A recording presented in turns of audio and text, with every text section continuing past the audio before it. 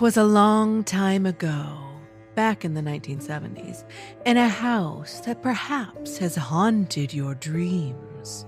For the story that you are about to be told began with a man, DeFeo Jr., Ronald. Now you've probably wondered where hauntings come from. If you haven't, well, I'm not exactly sure what it is that you're doing here exactly, but welcome, welcome, welcome. Happy Halloween. I am Madame Strangeways. Now, ghosts and ghouls of every age. Wouldn't you like to hear something strange? Tonight I have for you a most bewitchingly special Halloween episode. So go ahead, light your jack-o'-lanterns. Get the candy we both know you didn't buy for the trick-or-treaters. Those are for you, and that candy is for you, clearly, as well it should be. You earned it. And prepare thyselves to hear all about the Amityville Horror House on this special Halloween episode of Madame Strangeways.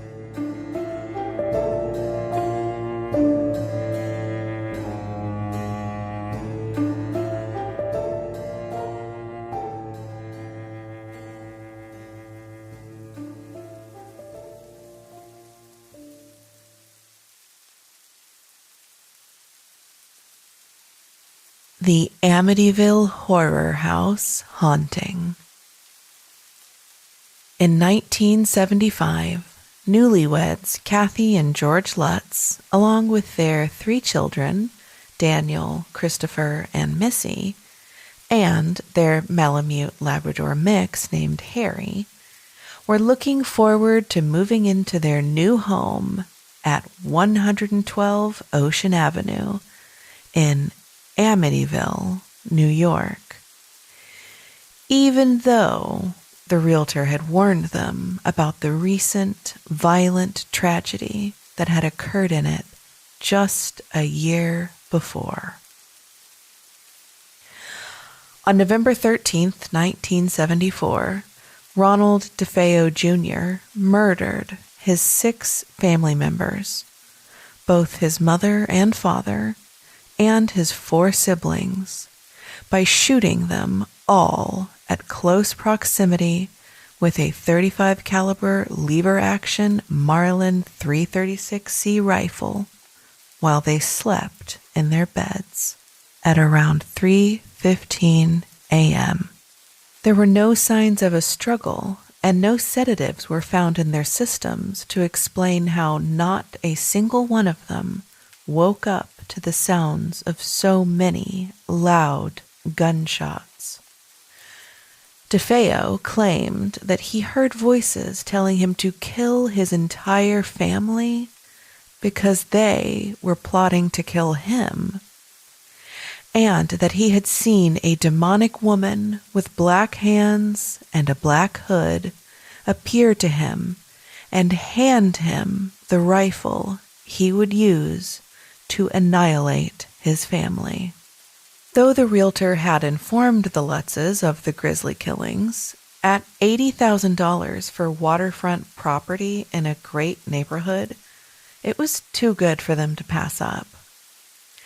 They even kept the DeFeo's old furniture that had been left in the house, and as chilling as it felt, the children used the very bed frames that the DeFeo kids had slept in when they were slain. The 3-story home was a large Dutch colonial house in a nice suburban neighborhood on the south shore of Long Island. With 3,600 square feet, 5 bedrooms, 4 bathrooms, a pool, and a boathouse, it was a dream home for the Lutzes that they could never have afforded if not for its morbid history. It had sat vacant for 13 months through the murder investigation and subsequent trial. Only 2 weeks prior, DeFeo had been sentenced to 6 counts of 25 years for the murder of his family. But the Lutzes were ready to move in.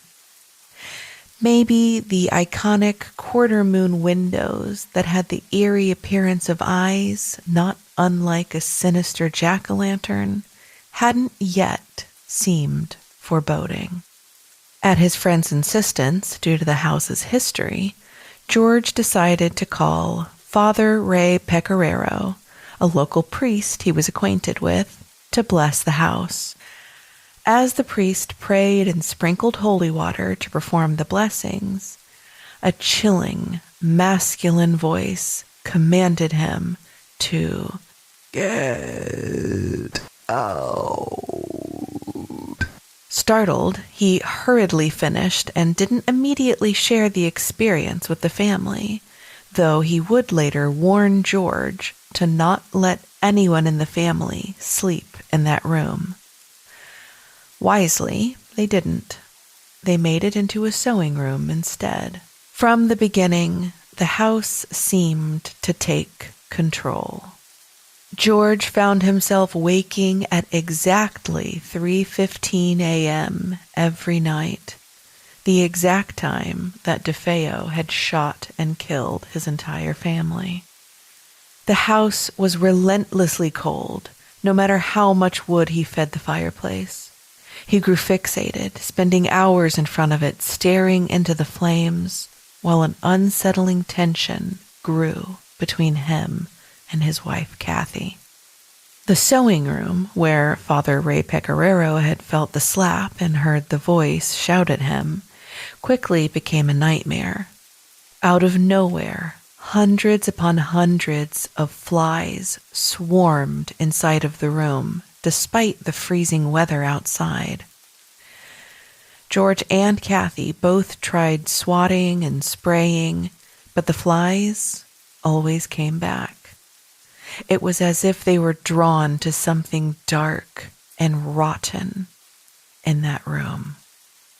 Their youngest child, Missy, began talking to a new friend named Jody.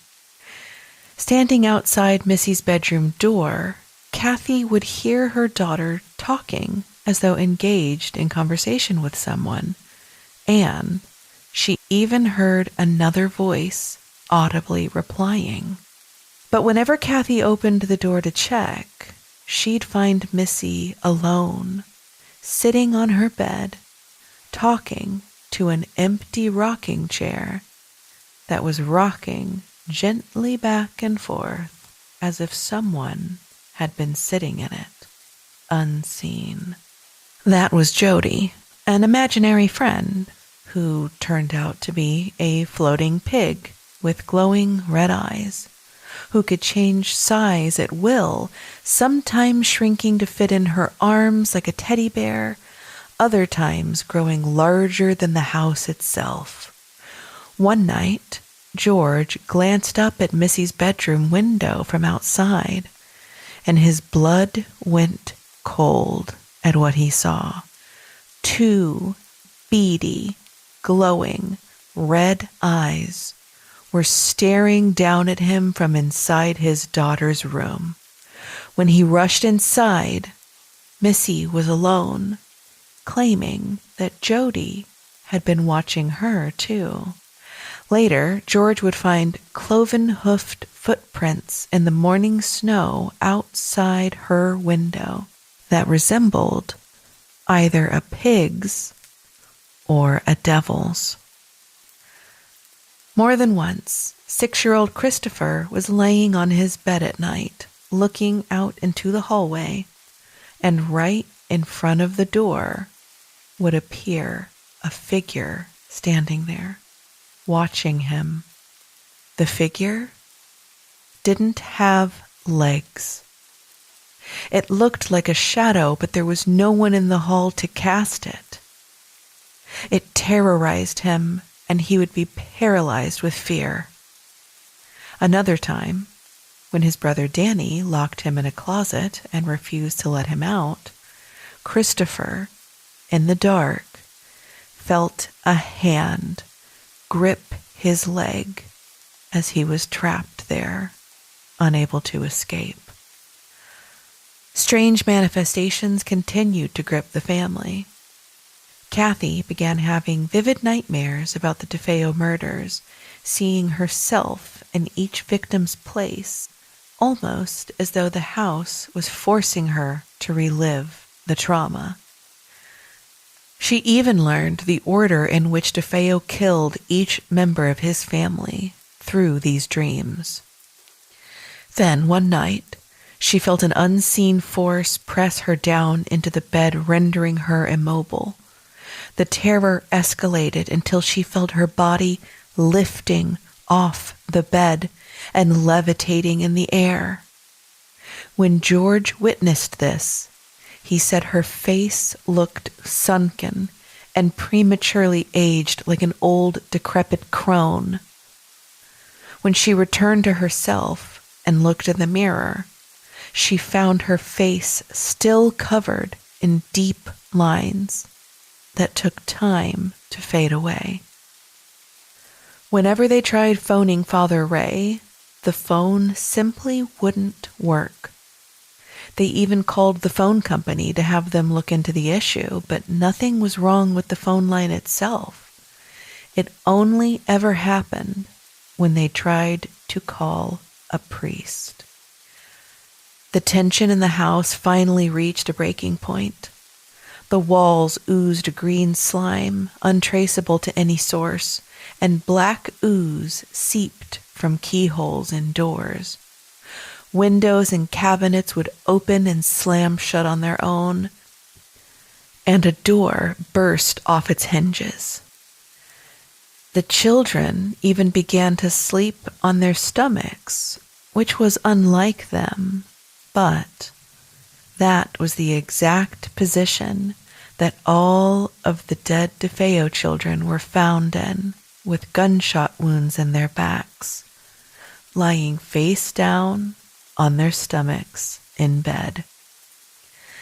Then, one night, which none of the Lutzes have ever discussed in detail, it's said that George must have become violent. He and Kathy both feared he might follow in DeFeo's footsteps and end up murdering his wife and children if they didn't do something immediately. Finally, after 28 days of escalating fear and danger, the Lutzes fled their dream home. They packed only the essentials, took their dog, and left for Kathy's mother's house, leaving behind most of their belongings and vowing never to return.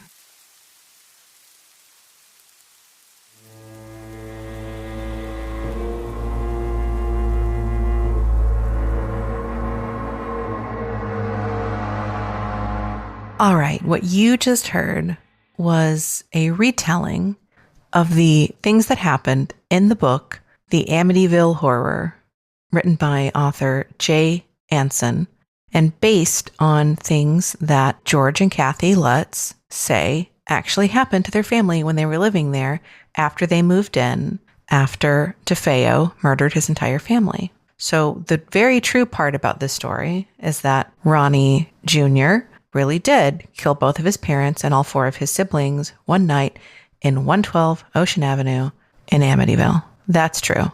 It is also true that George and Kathy Lutz moved in with their family about a year after the murders. From there, the 28 days that they spent in the house, no one will really know what happened to them.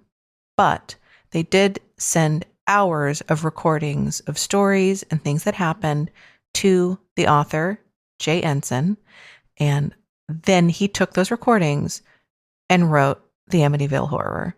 So he didn't actually have any conversations with them. He didn't interview them. He just took their recordings of them telling stories. And from there, maybe he embellished some things. Maybe he embellished everything. Maybe he embellished only a little, and George and Kathy Lutz embellished a lot. You know, some people say that everything they said was a lie. Some people say that, oh, well, some of it had to be true, right? I mean, the kind of things that happened in that house with that gun, namely him killing his entire family, him annihilating his entire family, that sort of thing probably can't happen in a space without some lingering long-term repercussions, specifically to the vibe, like maybe a residual haunting, right? Nobody would make up everything that happened just to, I don't know, make a ton of money. Okay, I'm getting ahead of myself. Let's revisit. This is the story of the Amityville Horror House.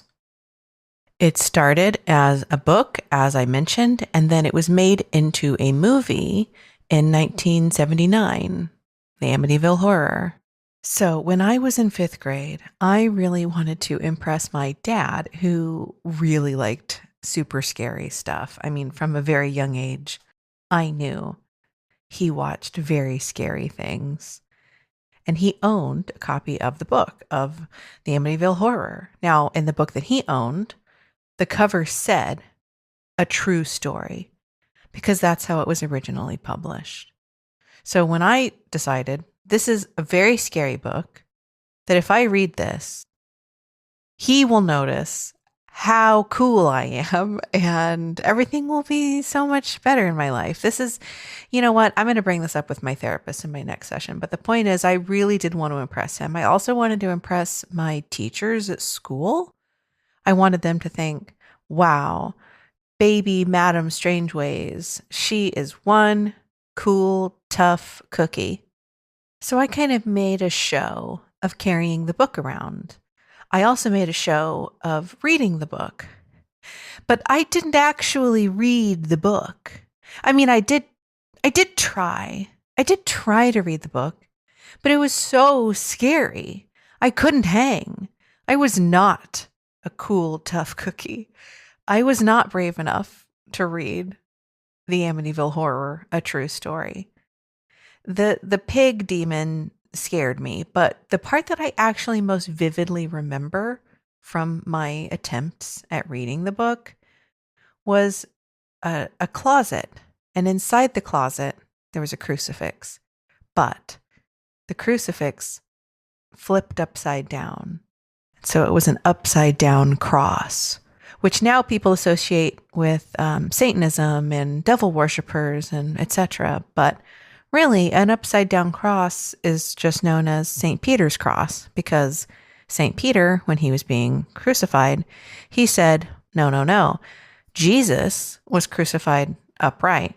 So I don't want to pretend to be as holy as Jesus. So you're going to have to crucify me upside down. I don't deserve to be crucified in the same way as Jesus was, even though actually that was a completely, totally normal practice to crucify people upright. So I don't know why that was specific to Jesus. Anyway, the point is, St. Peter's cross isn't actually evil. So I don't know where it actually started to become associated with evilness. Probably, I would assume, around the time of the Satanic Panic, which, yes, we know that it happened in the 80s, but as you'll hear, kind of really started late 60s, probably around the time of the Civil Rights Movement.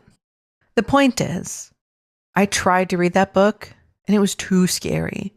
I still didn't want anybody to know that I was too weak to read it. Well, let me tell you 2 things. 1, I am still too weak to read it. I still actually have not watched the full movie because it was so impactful to me and it was just so scary to me from such a young age that I'm good. No, hard pass. But number 2, in subsequent publications of the novel, they had to forced by a court of law, they had to remove the tagline, "A True Story," from the front of the book, because I think you kind of know where this is going. It may not have been a true story. Kind of like the Blair Witch. The Blair Witch marketing was heavily centered around this is a true story. It was not just the beginning of the movie that said this is a true story. That was the marketing all around the Blair Witch. And I fell for that too. I mean, I was also still a child, but I fell for it. And it traumatized me. That is still to this day probably the scariest movie that I've ever seen, purely because of the impact that it had on my young developing mind when I truly believed that this was actual found footage and I didn't understand that I was being lied to. Much in the same vein, I did not understand that the things in the book were being greatly exaggerated, because I believed that if someone told me this is a true story, I foolishly and naively believed, oh, it must be a true story. And I know I'm not the only one. This is also on the heels of, let's put this in perspective. So the Amityville Horror book was released in 1977. And not that long earlier, a movie you might have heard of called The Exorcist came out in 1973. But just 2 years earlier, the book that the movie The Exorcist was based on came out. And that book was loosely inspired by two tales of true exorcisms. Whether or not demons were involved or not, that's up to you. But two actual exorcisms inspired the writer to write the exorcism book, which then was turned into a movie. So right there, you've got, in very recent history leading up to the Amityville Horror, you have a spectacularly popular and culturally significant film and book, The Exorcist, which is said to be inspired by or based on, depending on how you want to talk about it, true events. So, that being said, The Exorcist sort of led the way for people to be primed for the Amityville Horror to be a true story. And we're just going to, just really quickly, we're just going to also talk about a little book called The Satan Cellar, which came out in 1972, the year before The Exorcist came out. And that was written by this total con artist, flim-flam to the extreme, Mike Warnke, who claimed that he had been involved in this satanic cult, and they did all sorts of, sexual orgies and ritual sacrifices, and he was some kind of satanic high priest. No, he wasn't. None of that happened. I mean, it's been proven. None of this happened. None of it was true. But it didn't come out for 20 years after the book was published and was a bestseller. So probably a lot of the people that read that book never got the memo that this guy was lying. So true stories, we're going to go back, true, quote unquote, true stories involving demons that turn into best-selling books were super hot in the early 70s. Not only that, but let me come back to The Exorcist. Let me bring this back to The Exorcist, because I think that it's really important that we understand just how different and how insane The Exorcist movie was when it came out. I mean, picture it, because now you can just stream any number of deeply traumatizing and horrifying horror movies. I mean, there's so many. You can go and see as many as you want right now. You can find a snuff film if you wanted to, probably without much difficulty.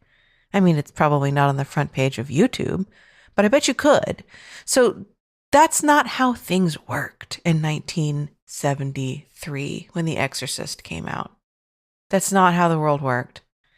This was a time where the scariest movie prior to this was Rosemary's Baby, which was also deeply impactful, and that came out in 1969. Nice. Nope, 1968. Less nice. And you do see that Rosemary's Baby combined with The Exorcist and Amityville Horror is sort of this unholy trinity of scary movies involving Satanists and demons that sort of paved the way for Satanic Panic. So, that being said, you've got Rosemary's Baby. Then after that, you have The Exorcist. The Exorcist rocked people's worlds. I mean, people were fainting all over the country. People that were watching this movie, they were going to the theater. They waited 4 hours to see this movie. They fainted. People were throwing up. They were having to run out of the theater and throw up. I mean, There was even a case where, actually multiple cases, where there was what they called cinematic neurosis triggered in some patients. And this was noted by a psychiatrist, put in the Journal of Nervous and Mental Disease in 1975.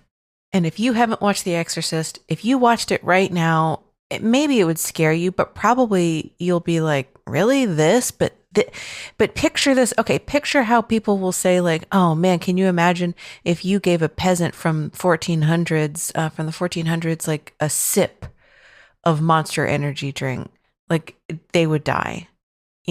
Take that kind of logic and apply it, but it's instead of 1400s peasants, it's actually just people living in 1975, which was not that long ago.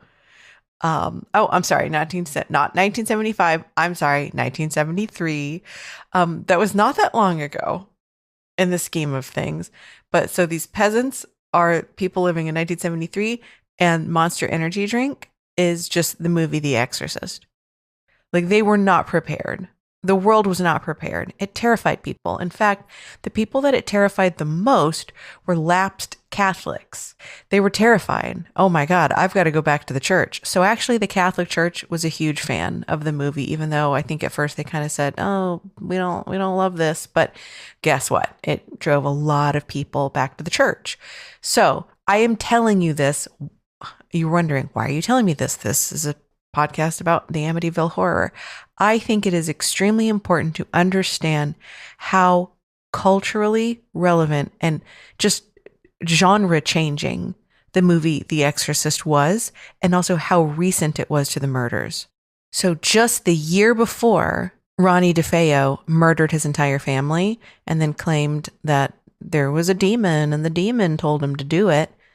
Just 1 year prior to that, The Exorcist came out, and his family was Catholic. And on top of that, I just don't see a world in which he did not watch it, or at least he didn't hear about it.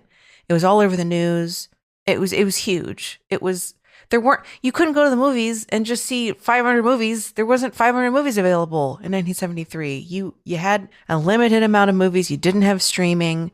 There was just a lot less media in the world. And so when it came out, it was really impactful. So I just think it's important because we don't think about things like this in this context anymore. Like we're also desensitized to extreme horror and we're inundated with media constantly. That is not the case in 1973. So I just want you to keep this in mind, that not only was the public primed to hear a story, a possibly true story about demons and hauntings and terrifying demonic satanic stuff, but Ronald DeFeo himself probably also had it on the mind that, oh, well, hold on a second. Demons can make people do things. Demons can possess people. I better keep that in mind for my defense so that I can claim insanity and that a demon made me do it. I don't know. I'm just saying. I'm just throwing it out there. I'm just floating the idea. That's all. But I also want you to keep in mind 2 other people that might have had this top of mind for them, and that is Kathy and George Lutz. So now that you're a little bit more familiar with what was happening at the time, let's move on to 112 Ocean Avenue, Amityville, New York, which, by the way, you will find that they changed the address to 108 Ocean Avenue, I believe, very recently, within the last few years, as I guess a way to deter people from finding it, because people are insane and they bother the house and the street constantly being looky-loos. But all to say, 112 Ocean Avenue, 108 Ocean Avenue, whatever you want to call it. Let's get into it. So the DeFeo murders, true, definitely happened. The Lutzes, true, definitely lived there. Everything else from that point on, that's up for discussion. There were paranormal investigators that did an investigation in the Lutz's house after they left, but not before they left, just to be clear. So after DeFeo, after the Lutzes, that's when an investigation happened. Now, there were a lot of people at the investigation, some skeptics, some believers. You've got a mixed bag. Some people said nothing actually happened and they didn't experience anything paranormal. And then you have Ed and Lorraine Warren, the famous paranormal investigator couple known from The Conjuring, Annabelle, the Enfield poltergeist, who, of course, insisted there was a lot of activity and there were demonic attacks and demonic possessions. And like I've said before on the show, when you're a demonologist, which is what Ed called himself, when you're a demonologist, everything's a demon. When you have a hammer, everything's a nail. That's how demonologists operate. That's their whole thing. So, of course, he encountered some demons. But here's the thing. But I can't get into Ed and Lorraine Warren, or we're going to be here for another, approximately 6 hours as I talk about this. So we're just going to gloss over Ed and Lorraine Warren. Just know that, yes, they did come investigate the house about within a year of the Lutzes leaving. So let's just put it there and put a pin in that. And we're never going to revisit that until maybe a future episode. Let me know. Do you want to hear it? Right. So back to the house on Ocean Avenue, waterfront property, just huge, massive, hugely good deal. I mean, location in real estate, right? That's why they were able to overlook the grisly murders that happened inside of the house, because it was a great location. It was waterfront. I mean, this is a nice property. And when they bought that house for $80,000 in 1975, let's pause and let's do some adjusting for inflation so that you can understand the buying power that sort of money had back then compared to now. The equivalent buying power of that $80,000 in 1975 would actually be, in real estate terms, $525,000 in 2024 money. This is a steal. They were really like, man, if we don't buy this insanely expensive house that is discounted heavily from the houses around it, but is still a considerable amount of money, if we don't buy this house, we'd be losing money. That's really how they came into the situation. And seeing as how George was into a lot of weird new age occult stuff, like transcendental meditation, for example, because he was into that kind of stuff, he was really into the occult. He was really into just paranormal, supernatural. I think he kind of thought that he could do stuff with his mind, communicate psychically with people. I mean, this guy had a lot of those interests before he moved into a murder house. And I think if you're listening to this show, that you also probably would consider moving into a house in which a grisly, heinous murder had happened. I'm just assuming that if you are morbid enough to listen to something about the Amityville horror, that you would also fall into that. You would also fall under that umbrella of that, like, yeah, okay, so people died in the house, but like, I kind of like ghosts and I kind of like scary stuff, so that's okay. If you're not and you wouldn't do that, I get it, because I also wouldn't want that kind of energy, but I know there's people out there that are really like looking for a haunted house, or they're looking for a house with a creepy, spooky backstory, and they would gladly pay over asking price for it. So the fact that they found this house and it was such a steal, and George was super into a lot of the weird, ghostly, spooky, creepy stuff, well, I mean, what were they going to do? Not buy it? And by the way, his interest into all of this weird new age occulty stuff also then made lots of rumors that he was into Satanism and he was involved in the occult. And obviously, maybe he was the one that was bringing in all of this demonic and satanic energy, etc., blah, blah, blah. Probably not, but they did also, people also thought really weird things in the 70s. They thought yoga was a problem. Yoga was probably from the devil. I say they, meaning kind of more evangelical believers, but also probably some like mainstream lapsed Catholics and some people that used to be religious and maybe just kind of aren't so much anymore. They were kind of sus about yoga and also Dungeons and Dragons, which, by the way, came out literally in the middle of all of this. So 1974 is when DeFeo killed all of his family. Same year, Dungeons and Dragons was released. So I don't know if he had a chance to play Dungeons and Dragons. I mean, I guess that could be a possible explanation for the murders, is that maybe he got a hold of this new cool game. Nobody would have called it that. He got a hold of this weird game called Dungeons and Dragons, and he played it, and he allowed the devil into his home and his life and his body, and the devil took control of him, and through his level 1 berserker, is that a class? Warrior? Whatever. Whatever class he was, that's what happened. Is actually he didn't kill his whole family. His character, Grognar, is the one who killed everyone. That should have been his defense. Like, what were they thinking? All to say, though, seriously, people thought Dungeons and Dragons was of the devil. It was of the devil, along with all of the scary rock and roll music that was coming out. Ooh, Satan. Heavy metal music. We already had the, rock music is from the devil. We already had that phase. We're done with that phase. Now we're in the 70s. Now it's heavy metal, and now that is what is of the devil. So really, there are a few things that you absolutely have to talk about if you want to discuss the Amityville house, the horror house, at least specifically the things that happened to Kathy and George Lutz. You can't talk about the haunted house aspect without talking about the true crime aspect, which was the DeFeo murders. You really can't, because Kathy and George Lutz would have never moved into the house if Ronnie hadn't murdered his entire family, for instance.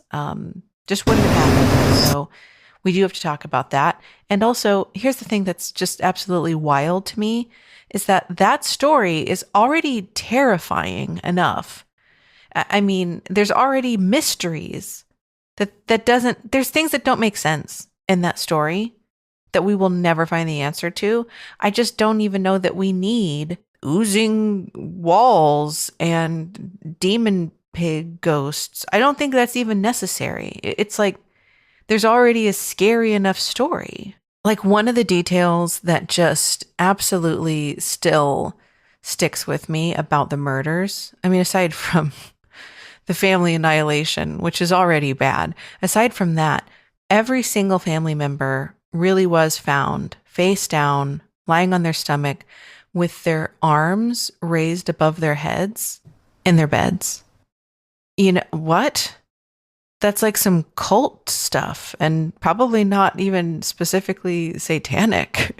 It sounds almost, like the stories that you hear about, like suicide cults, except in this case, clearly wasn't suicide, as the gunshots were in their backs or the backs of their heads. On top of that, his mother, Louise, and his sister, Dawn, were said to have, in some reports, have been awake at the time of the shootings, but there was no signs of a struggle. So how did that happen? How did none of them wake up? How was there no struggle? You're probably saying, well, obviously, madam, there was a silencer on the rifle. Au contraire, there was not a silencer on the rifle, at least according to the police reports. They said there was no silencer on the weapon. Oh, well, obviously the family must have been drugged. You're then continuing to insist. You would be wrong again, because apparently the autopsy reports came back and said there was no proof, no evidence of sedatives in any of their systems. Even though in one of his many, many interviews, where he changed his story about 5,000 times, Ronnie did say at one point that he drugged his family with barbiturates. However, the toxicology report came back and said that was a lie. But it could have been some sort of sedative that was very quickly metabolized, or it could be something that they didn't know how to test for. I mean, this happened in 1974. We only put a man on the moon in 1969. So how advanced was our technology back then? Like, if we tested it now, would it come up differently? We'll never know. Maybe they were drugged. But Let me tell you who definitely wasn't drugged. That's the neighbors around them who didn't hear any gunshots. This is like a pretty quiet area. It was a nice area. There weren't gunshots all the time or like cars backfiring. It was a residential area with families. So how did none of the neighbors hear gunshots? So they weren't drugged. They didn't hear any of the gunshots? And apparently this rifle is crazy loud. It's like a lever action, like where you have to pull the lever down on the bottom of the gun to reload. I don't know gun terms, but I did pull up a YouTube video and watched someone do it, and it looked like Wild West, like you're on a horse trying to hold up a train. It literally looked like a train heist gun. That's what it looked like. So apparently they're super loud. Nobody heard that, especially because they did hear the DeFeo dog barking his head off all night. He was a sheepdog, by the way. What was his name? Let me look really quick. Hold, please. Shaggy. So here's one thing that we can say about the DeFeos. Super creative with their pet names. A sheepdog named Shaggy was barking his head off constantly all night. So the neighbors heard that, but not the rifles that went off, the rifle that went off. Okay, hold on. I did say multiple rifles. I said rifles instead of rifle. Well, one of the theories is that there had to be multiple people involved in the killing. And maybe one of those people, according to DeFeo, was his sister Dawn. In fact, at one point, DeFeo claimed that Dawn actually killed everybody except him, and then he came back and found that she had killed everyone, and then he killed her in her bed. But then there's another story, I think, where Dawn killed everybody except their mom. And then I might be getting this wrong, but it doesn't matter because it's nonsense and not true anyway. Anyway, DeFeo claimed a lot of things. DeFeo claimed a lot of things to get out of his trial and to get out of going to jail specifically. He wanted to go to a mental hospital. That's where he wanted to go, not jail.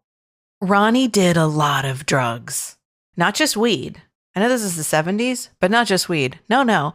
He did LSD, he did heroin, and speed. I didn't do those in the right order. I probably should have built that up. I should have said he did speed. That was probably a lot more normal in the 70s. My mom told me once that she did speed, and all she did was clean the entire apartment really well, which makes me think I need to try speed. So speed, LSD, and heroin. Those are the drugs that DeFeo did. And here's the thing about those drugs is that if you have existing psychological conditions, if you have kind of a history of violence or psychosis, those drugs can exacerbate those symptoms. I mean, even if you don't have a history of mental illness, even if you don't have any of that, you can still, by doing any number of those drugs, especially heavily, which he did, it can cause drug-induced psychosis, which can cause you to murder your family. You can Google it right now and find out that multiple people since the murders have been diagnosed with drug-induced psychosis, murdered their families, went to trial, and that was their defense. It was, I think it's called settled insanity, where they did murder these people. However, they were in the midst of a psychosis. So it's sort of the insanity defense, but it's a little bit different because it was caused by drugs. So, maybe that did have something to do with it. Maybe he was in a constant state of psychosis doing all of these drugs. Maybe he was doing the drugs to escape the demons in the house. Maybe the demons made him do drugs. The demons did not get the message, just say no. In fact, that message didn't happen yet. The message didn't happen until what? The 80s? Yes, the 80s. 1982 to be exact. Nancy Reagan. Thanks, Nancy. So, I guess they didn't get the message because it hadn't happened yet. So who can blame the demons for making him do drugs? Or who can blame DeFeo? He didn't know. He didn't have Nancy Reagan telling him, just say no. It would have never occurred to him. But demons are, again, how some people explain how none of the neighbors or none of the family awoke and heard the rifles.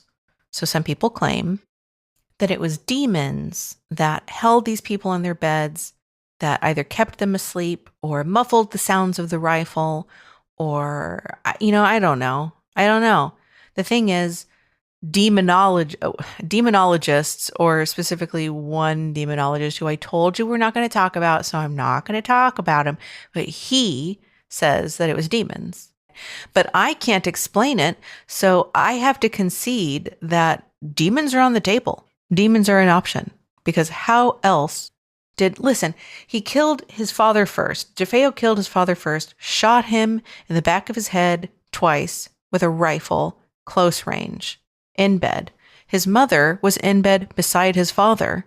Even if she was awake, then why didn't she run or fight or react in any way other than laying in bed and waiting to be shot? Like, was it sleep paralysis? Was it demon paralysis? I mean, I know we talk about sleep paralysis demons, but it feels like demon paralysis is a completely different level of paralysis. Sleep paralysis, I feel like you hear a rifle going off 1 foot away from your head twice. Feels like you're going to wake up. And the sleep paralysis demon is going to be like, whoa, hey, hey, I didn't sign up for this. I'm just here to scare you while you sleep. Whoa, this is way above my pay grade. I'm out. And then he would let you wake up. But then I'm always left wondering, did Ronnie pose all of the victims? I don't really hear it. I haven't read or heard that anyone has said that the bodies were posed after the murder. Were they? Or were they all laying like that? And then here's another detail that I've always wanted to know and that I'll never know the answer to. Did the Lutz children, Kathy and George's kids, when they moved in afterwards, I know there's a lot of families in this story, did the Lutz children actually start sleeping on their stomachs? Like the DeFeo kids? Because that's a really good detail. If that's not true, that is a really good, really eerie, morbid detail to include, because that totally creeps me out. Here's another mystery, though. Here's another mystery specific to the Lutz haunting. If you have not seen this photo, it is the iconic Amityville photo. If you just Google Amityville photo, it's going to show this to you. And it's very, very creepy. It still creeps me out to this day, honestly. And I remember when I was younger and I first saw the photo, I mean, I got full body chills. So it's a black and white photo. It was taken during the investigation that I mentioned earlier. And it's of like the second floor landing, maybe the third floor. It was outside of one of the son's rooms. And what you can see in this photo is a small boy with glowing eyes looking at the camera. Very chilling. You might not see him at first. My eyes go right to him because I know he's there, but you may have to look for a second. And then when he's there, wow, you can't unsee him. Super creepy. The glowing eyes, the kid that's there when supposedly there were no children there. So how is there a kid in the photo? Of course, it's suggested that this is the son. This is one of the DeFeo children that was murdered by Ronnie. And he's just there hanging out in the house. Really sad, really creepy. But is it really a ghost? The glowing eyes is because it was infrared photography, which is very different now. But back then, apparently, if you were doing that sort of photography, eyes did glow in the dark. I know there could be some sort of flash that was involved as well. I'm not a photographer, and I'm definitely not a paranormal investigator photographer, but it has been suggested that it was one of the paranormal investigation, like photography assistants, whose name was, I think, Paul Bartz, with a Z at the end, like Bratz, but like one letter off, Bartz. He was wearing a shirt that was very similar to that pattern at the time. And, oh, but it's a child, clearly, you may be thinking. But when you're doing a lot of paranormal investigation and you're doing, photography, especially in the 70s, when stuff was just a lot clunkier and a lot more analog and not as quick and light and easy to set up, You did have to get down on the floor and run cables. I'm sure you still have to do that today. I don't want to make it sound like paranormal investigation is easy these days because you don't see me out there doing it. But back then, he was probably running lines or, I don't know, fixing something, and he was trying to stay out of the way of the photography. So here's the situation. He's gotten down on the ground to fix some cables. He checks out in the hall to make sure the coast is clear. So he's on his knees and he just kind of peers out of the door. And that is basically what you see. Now, the head does kind of look like the head of a child. So is that a man's head? Is that a child's head? Someone else has suggested, not just randomly in 2024, but during these investigations, someone else suggested, well, actually, nobody said anything about this, but someone's nephew was actually on the scene during the investigation. And so obviously he got in a photo. Maybe, sure. Or maybe that is actual photographic evidence of a ghost in a house. Maybe. But what I didn't tell you is that it's Ed and Lorraine Warren who were behind that photo. So, I guess a broken watch is even right twice a day. So, because you can't throw out automatically everything that they do. I guess that would be sloppy to do that. It would be reckless to throw out all of the evidence they've ever captured just because they lie sometimes. Just because Ed was kind of a terrible person. Just because that happened doesn't mean that they didn't actually take photographs of ghosts. So really the biggest question has probably always been, is this the house? Did the house make DeFeo murder his family? Did the house then try to make George Lutz murder his family? It seems like that might be something really helpful for a defense attorney to use during future appeals for his client. Doesn't that seem like something? I mean, I'm not a lawyer, but it does sound like it sounds just crazy enough to be plausible that maybe you can blame the house. It's the house's fault, Your Honor, that my client murdered his entire family. Well, there's no attorney in this story so far, you may be thinking to yourself, except, oh no, hold on. The reason that the Lutzes even published a book in the first place was that DeFeo's attorney, William Weber, courted George and Kathy Lutz with a book deal. He wanted to write a book with them using an author that he knew. He wanted them to be telling their story of their situation in this Amityville house that happened just coincidentally to be the home that his client, Ronnie DeFeo Jr., committed heinous murders inside of.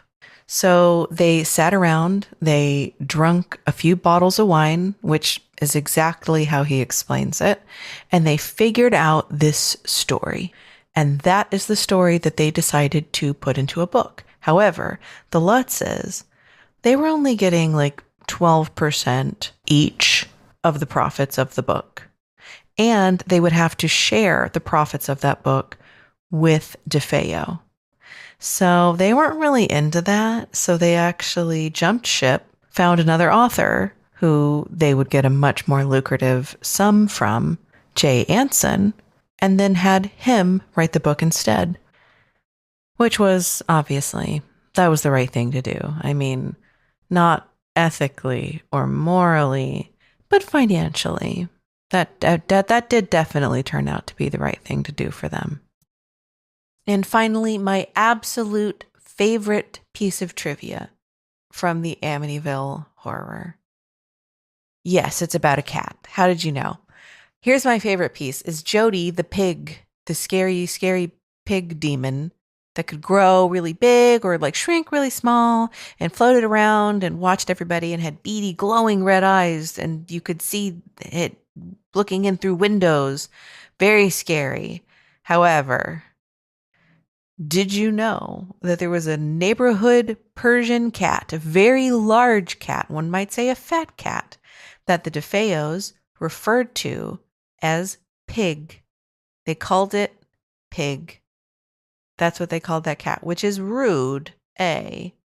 But B, kind of explains where this idea of a pig looking in through the window came from. But what about the red eyes? Oh, well, some Persian cats, some colorings, their eyes, when they're in the dark and light is flashed on them, actually do glow red in the dark. So I feel like that explains Jody pretty neatly. To be fair, I do love Jody, because how scary is that? Like, how scary is it? It's one of the scariest things in the book. Aside from all the other scary things that I've said are super scary, just Missy sitting there in her room talking to Jody, but there's no one there. And the rocking chair is moving back and forth. Like Jody's just chilling in the rocking chair. It's very scary. It's very scary. So even though Jody kind of traumatized me as a child, now I'm embracing Jody. And I think Jody is a boy. I think Jody is a he, him. And I'm saying that having not actually read the book, but everyone that is talking about Jody is saying he. So we're going to go with that. But Jody was a pig. Jody's name wasn't even Jody. Jody was called Pig. Jody was not a pig. Dang. Jody the pig was not a pig. Jody the pig was a cat named Pig. It's like a boy named Sue, a cat named Pig. That's where we're at. So that's my favorite piece of trivia to explain that really terrifying scene. So scary, but it was just a kitty cat and there wasn't a demon at all, she said, hopefully. So in a nutshell, the Amityville Horror, the book, very scary, but you can't really prove one way or the other what happened. And it sounds kind of like if anything did happen, it was nowhere near the level of the book or the movie, which is disappointing for people that are looking for true ghost stories, because it used to be called a true story, but no longer. However, the murders that happened in the house, the heinous actual horror that happened in the house with the DeFeos, that did happen. The rest of it, question marks. You tell me, what do you think? Did anything actually happen to the Lutzes in the house on Ocean Avenue? Considering, if I haven't mentioned, that all of the people who have lived in the house after that point have never experienced any sort of supernatural happenings at all. None of them have experienced anything. They've all been quite happy in the house and have specifically reported all good, which I should mention, Lorraine Warren credits to the fact that they did an exorcism on the house. I would argue, though, that you can't do an exorcism on the house. So I don't think houses can be exorcised. Only people can. Doesn't that feel right? I mean, I'm no exorcist. I don't know. You tell me. What do you think? Now, I feel like we only really scratched the evil surface of the Amityville Horror House here, but it's past my bedtime and I'm about to turn into a jack-o'-lantern, so I'm gonna have to say goodbye. But thank you so much for joining me on this very spooky Halloween episode. Thank you, thank you, thank you. I am so pleased to have spent Halloween with every single one of you. And don't worry, if you're listening to this and it's not Halloween, yes, it is. Yes, it is Halloween. It is.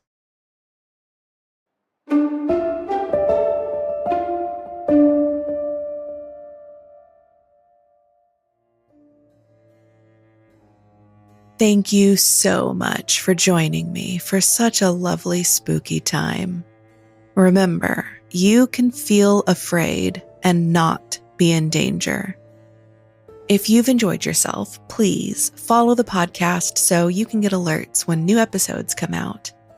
And if you've really enjoyed yourself, it would mean a lot to me if you would tell a friend about the podcast and follow me on Instagram at Madame Strangeways, or leave me a rating or review on Spotify or Apple Podcasts. Or, just send me an email at madamestrangeways@gmail.com to just say hello. I'd appreciate it. Madame Strangeways is produced and narrated by me, Madame Strangeways. Theme music is by Marina Ryan at marinamakes.co. You can submit your own strange story at madamestrangeways.com or send in your thoughts or theories on the stories in this episode to madamestrangeways@gmail.com. Thank you for listening. Until next time.